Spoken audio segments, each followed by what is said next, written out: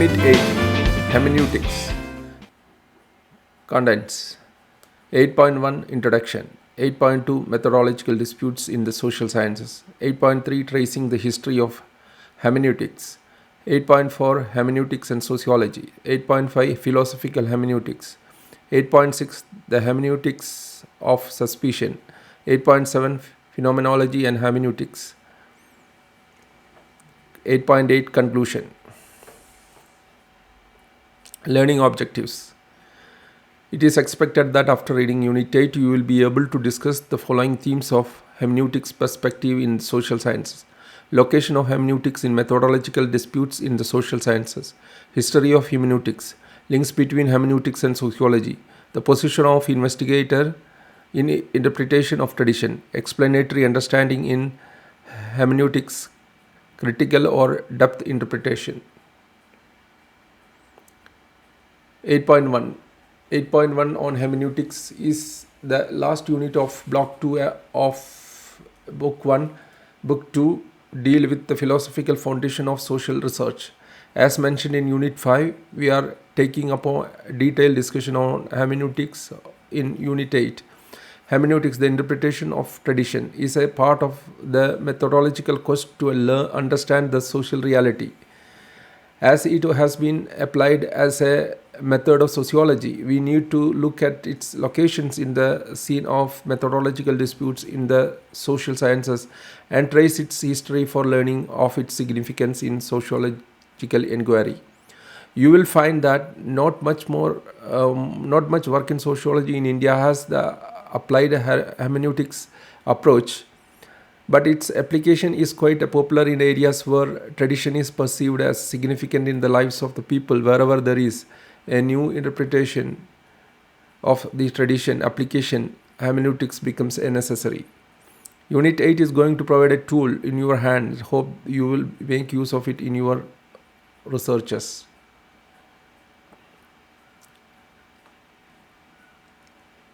After introducing the section 8.2 methodological disputes in the social sciences, the unit traces in section 8.3 and 8.4 the history of hermeneutics and show its relationship with sociology. In the end of it, discuss philosophical idea of hermeneutics.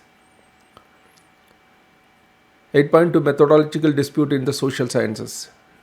Two main traditions have dominated the philosophy of social science for quite some time now. The divide being between those for whom social science is the explanation of social phenomena through a search for causes, and those for whom social sciences is the understanding and interpretations of the meaning of social action. This dispute over the nature of social sciences has a long history, during which it has manifested itself in many forms. There was the dispute over methods. Methodentist of the 1890 is in Germany in economics, and Karl Menger, the neoclassical Australian economist, insisted that the exact law of theoretical economics were identical in the form to those of natural sciences such as mechanics. Gustav Schmoller of the German Younger Economic History School roundly opposed Karl Menger. Schmoller was also a member of the Society of Social Policy, which had been set up in 1872 at Eisenach as a reform movement. The society never took up concrete political programs. Instead, it published several studies of specific concrete problems in the socio-economic spheres. For these studies, Schmoller advocated an inductive, empirical, and historical approach in opposition to the deductive and abstract approach of Menger. At this point, some neo-Kantian philosophers entered in the debate, and the dispute became generalized from a conflict over the methodology of economics to a conflict about the nature of social science. Box 8.1 Conflict over methodology of social science. Weidenbach of the Heidelberg Neo-Kantian School, in his rector's address of 1894, distinguished the nomothetic natural sciences from the ideographic humane sciences. See also box 1.5 in unit 1. This difference, according to him, was not due to nature or society being the object of study of these sciences. The difference was the result of these sciences having distinct cognitive interest and goals. The natural science have a technical goal and the interest, while the human sciences have a practical goal and cognitive interest. Another important debate was over the methodology of social sciences. In Germany was the debate on the value and purpose of scientific research, which began in 1903 and lasted for over a decade, and in which a famous participant was Max Weber. Weber cut through the debate in his own particular way, although he numbered himself among the descendants of this historical school. For him, the social world was composed of unique objects and singular configuration. He did not reject casual analysis as an inappropriate to the social sciences. Believing in the value relevance of all the social action, Weber saw the method of interpreting understanding as essential to social science. But he also said that it had to be complemented by casual analysis. Not only did Weber's category of value relevance not excluded casual analysis, it also did not exclude Weber's advocacy of value-free social science, and this was the issue that he debated with Schmoller in the early 1900. Finally, there was the Second World War debate on positivism or positivist dispute in Germany, which began in 1961 with Popper's opening address to German Sociological Association at Tübingen. Popper presented 27 theses on the logics of the social sciences, and Adorno answered him. The debate was to be between a supposedly positivist methodology advocated by Popper and Adorno's anti-positivist stance, but Popper spiked the proceedings somewhat by claiming himself to be a critic of positivism. In spite of this, the dispute continued with Habermas coming in on the side of Adorno and continuing the attack on Popper's methodology as a positivist, and Hans Albert defending this methodology. In this debate too, as in the earlier ones, one side insisted on the human, historical, cultural, social sciences having their own methodology distinct from that of natural science. The name given to this distinct methodology of human sciences was hermeneutics. 8.3 Tracing the history of hermeneutics. In a way, the story of hermeneutics is much older than these methodological disputes. Should we begin this story of hermeneutics as a methodology for the social sciences with the figure of Hermes, who brought the messages of the Greek god to mortals? As a messenger, did Hermes just repeat verbatim the word of the gods to the mortals, or did he first have to interpret what the god said to understand their words before he could convey their meaning to the mortals? The Greek word hermeneus means an interpreter. The concern with godly things remained when hermeneutics, the science of interpretation, resurfaced during the Reformation. Hermeneutics really came into its own during the Reformation, when, against the Catholic insistence on church authority and tradition in matters of understanding and interpreting the Holy Scriptures, Protestant reformers had to come up with alternative principles of the interpretation of the Bible. Did the church's insistence on its functionaries being the arbiters of the meaning of Christian religious texts imply that these religious texts were incomplete in themselves and one had to go outside of them to a price to discover their meaning?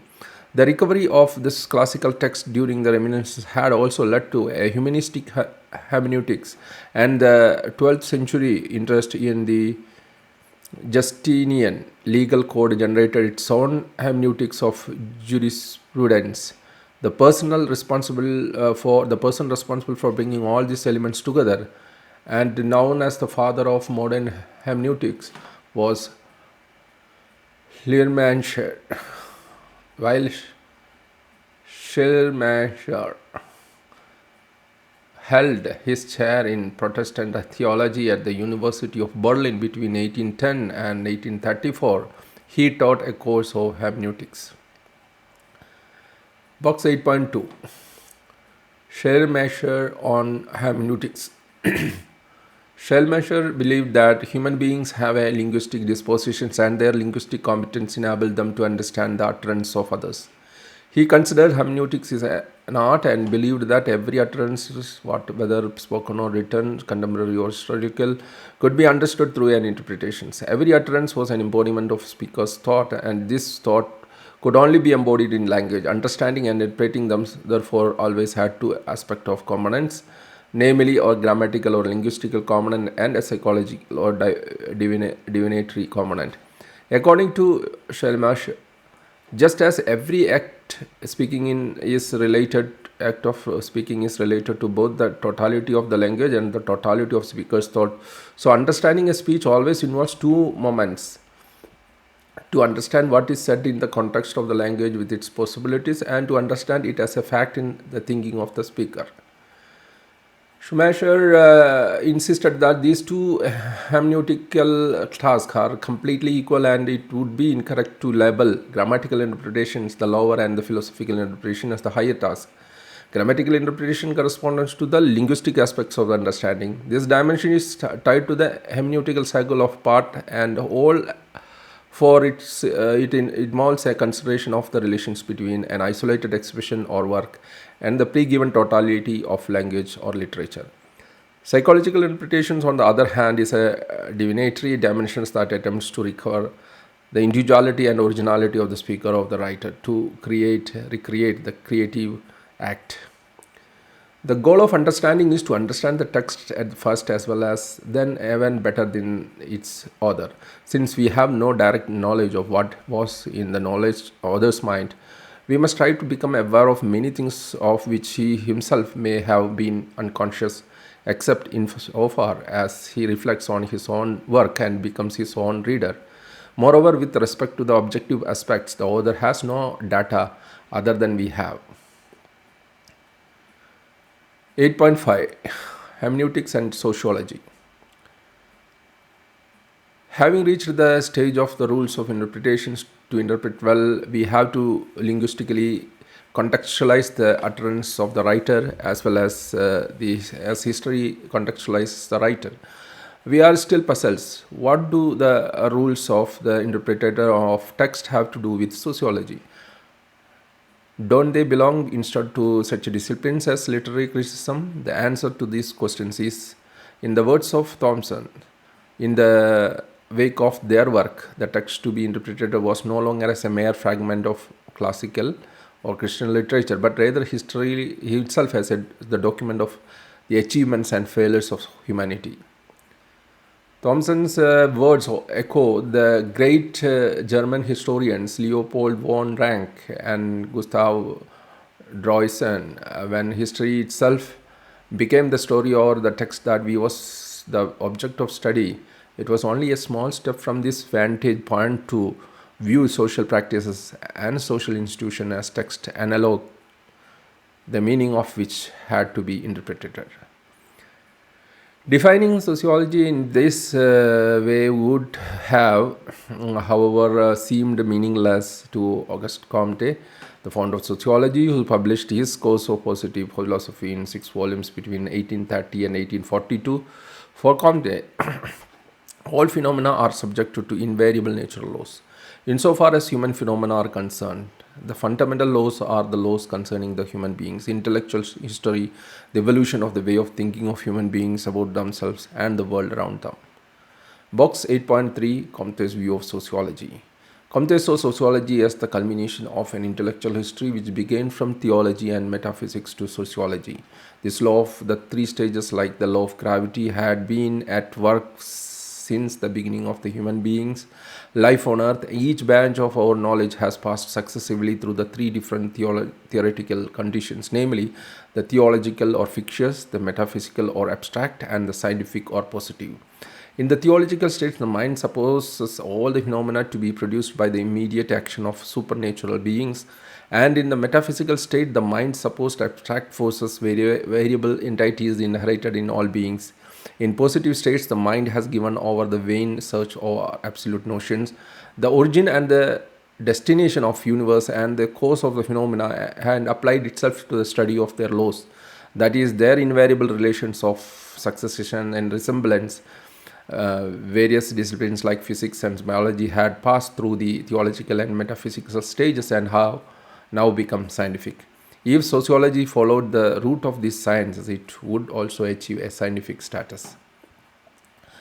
It was against the position like Comtes that is in 1883, William Dilthey published his Introductions to Human Sciences in 1883, in which he argued that it was unfortunate that while the human sciences had successfully freed themselves from the domination of theology and metaphysics, they had succumbed to the domination of natural sciences. Dilthey opposed Comte by posting a methodological divide between the natural science and the human sciences, in which included the social science. Human beings are certainly part of nature, but unlike other natural objects like stones, air, and trees, they are imbued with consciousness. They had an insight, and whenever they do something, that something has meaning for them, just as when another writes something, he intended to convey some meanings through his writing. How can we know social action without the recovery of its meaning for its actors?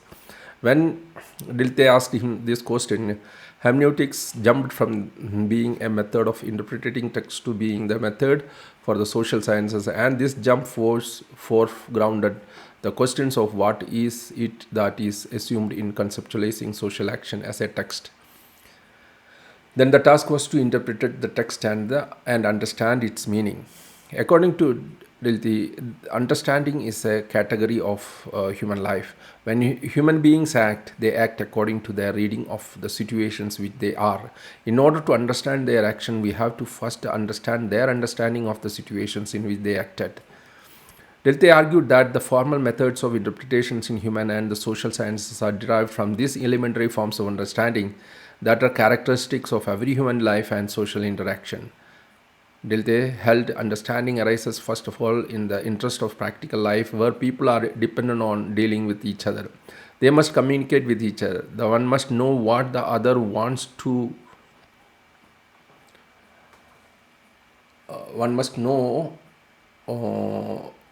They must know. They communicate with each other. The one must know what the other wants. So the first elementary forms of understanding arise. For Dilthey, the object of understanding is always life expression. Life expressions are three classes, namely, the first of these classes are concept, judgment, and larger through structures. Actions form another class of life expression. The third class is lived experience. The understanding of any expressions of life takes place in the medium of objective mind, taking over the Hegelian category of objective mind. Dilthey writes, from even the work of a genius representing ideas, feelings, and ideals commonly held in an age of environment, from this world of objective mind, the self receives sustenance from the earliest childhood. It is the medium in which the understanding of other persons and their life expressions can take place.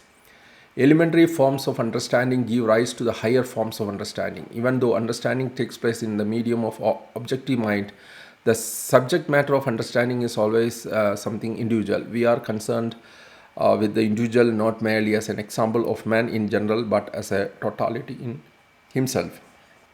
Even when one concept Dilthey's insistence on the intrinsic value of the individuals, one is uneasy about how his adopted category of objective mind fits with his emphasis of the individual.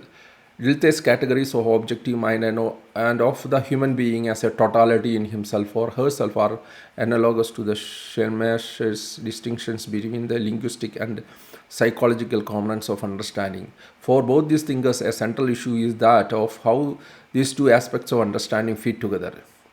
It is interesting to note that this dilemma of Dilthey's hermeneutics is matched by the structural agency debate generated by structural functionalism. Till the 1960s, the Parsonian model of structural functionalism, which used as a causal form of explanation, dominated sociology, particularly of the Anglo-American variety. The 1960s saw a revolt against this model in the form of ethnomethodology, symbolic interactionism, and hermeneutics. Both ethnomethodology and hermeneutics insisted that instead of explaining the social action by citing either structures or intentions as causes, the social scientists needed to understand the meaning of the action.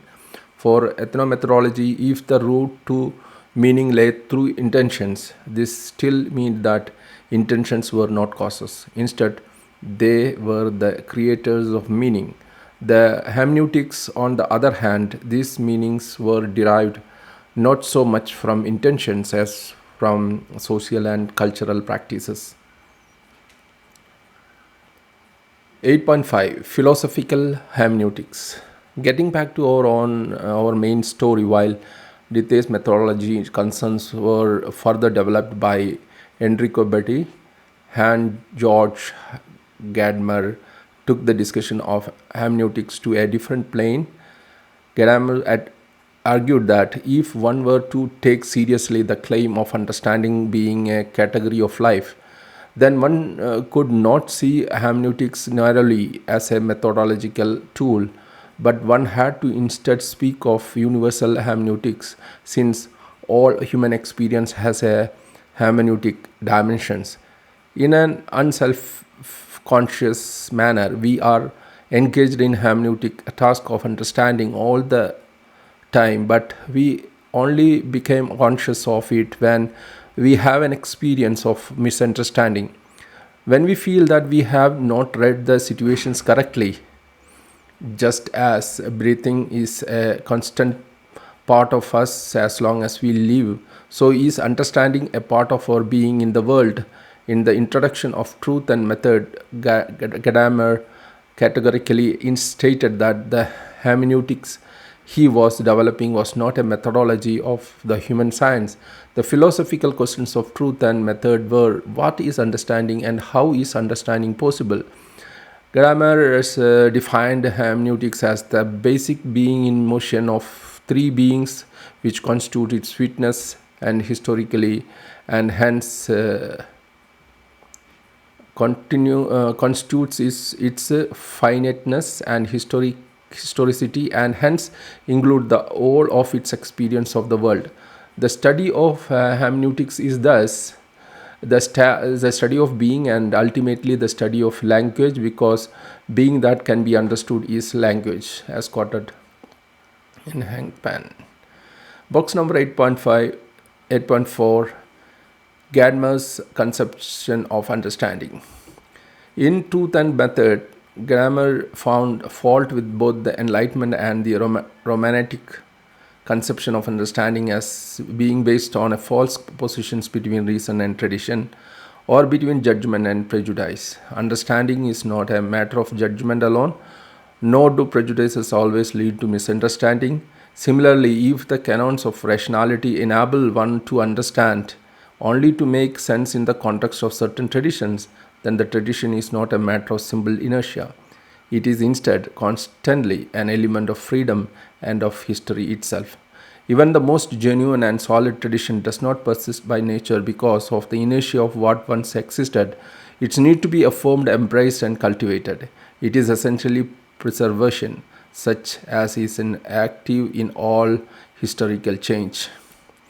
But preservation is an act of reason. At any rate, preservation is as much as a freely chosen action as a revolution and renewal. In his thinking about hermeneutics, Gadamer, much more than Dilthey and Schleiermacher, also problematized the position of the investigator. For Gadamer, any interpretations of the past, whether by a historian, philosopher, or linguist, are as much a creature of the interpreter's own time and place as the phenomena under investigation was of its own period and history. The interpretations are always guided in their understanding of the past by their own particular sets of prejudice. Acts of understanding or interpretation requires the overcoming of the strangeness of the phenomena to be understood and its transformation into the object of familiarity, in which the horizon of the historical phenomenon and the interpreter became united. This fusion of horizons between the object and the subject of study is possible because of the historical object and the hermeneutics operations of the interpreter are both part of overriding historical and cultural tradition of continuum, which Gadamer calls affective history. For more on fusion of horizons and affective history, see Dostal 2002. 8.6 The Hermeneutics of Suspicion.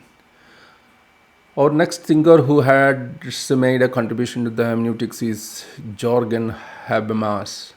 Since Habermas came to the hermeneutics from a maxim mediated by the Frankfurt School, his methodological principles shows the influence of both Marxist and Freudian theory. For Habermas, the history of the human sciences shows that human beings pursued knowledge in order to fulfill three interests, namely the knowledge of constitutive interest of the empirical and analytical sciences is in technical control.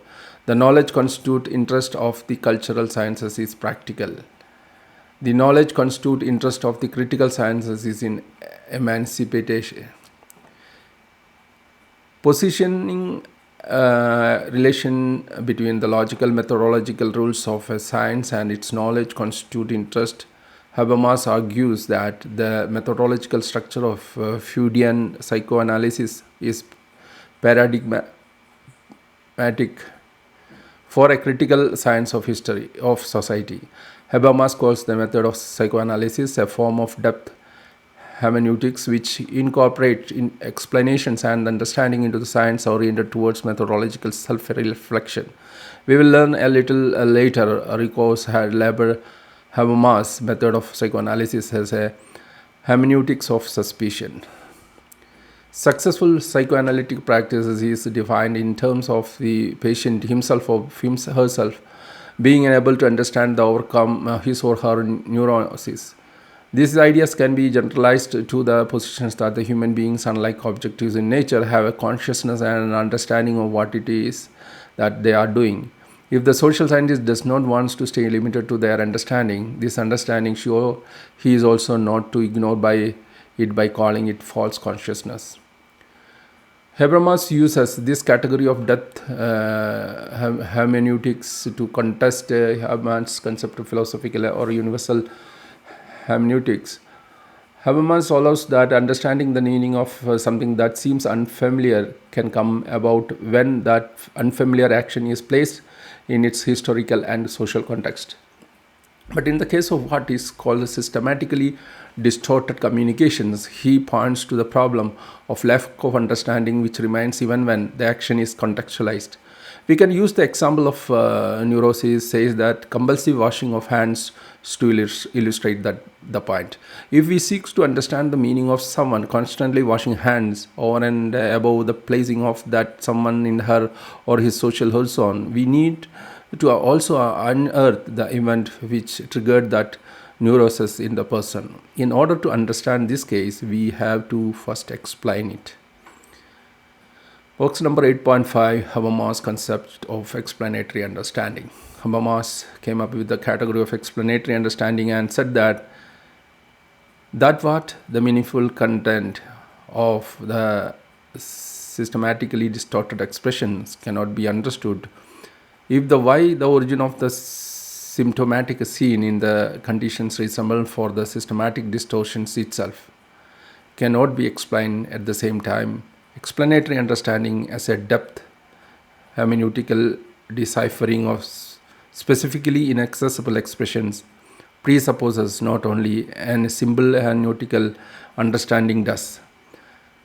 The trained applications of naturally acquired communicative competence, but as a theory of communicative competence as well.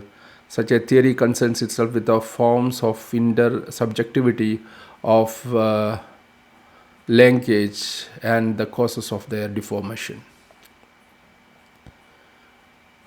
Wanting to employ depth, hermeneutics as a source for the emancipatory interest of the critical sciences, Habermas asks us to be conscious of the problem of understanding turning into reconciliation in the Gadamarian hermeneutics.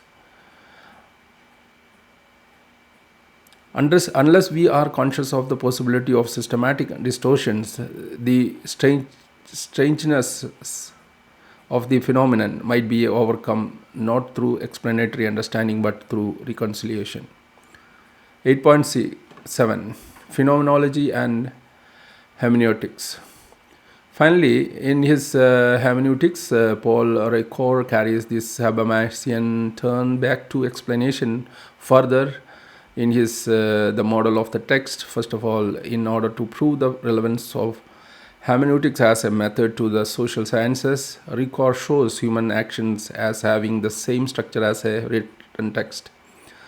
Ricoeur 1971 first distinguishes between the spoken and written discourse. In a written discourse, unlike in an oral conversation, the link between the author and the meaning of what the author has written, as well as the link between the meaning of what is written and the scientific interlocutor to whom it is addressed, is broken. Like written discourse, human actions is also detachable from its author. It has consequences of its own. It always goes beyond its relevance to its initial situation, and it can be seen as addressed to an infinite number. These various similarities are sufficient to warrant the treatment of action as a text, and so to justify the distinctive status of hermeneutical discourse of human action. Like Habermas, Ricoeur and also sees psychoanalysis a type of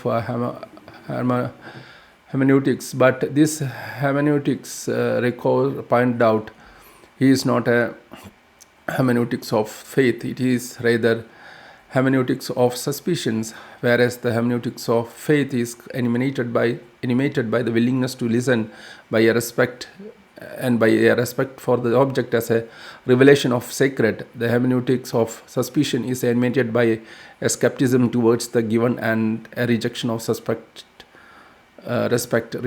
respect for the object.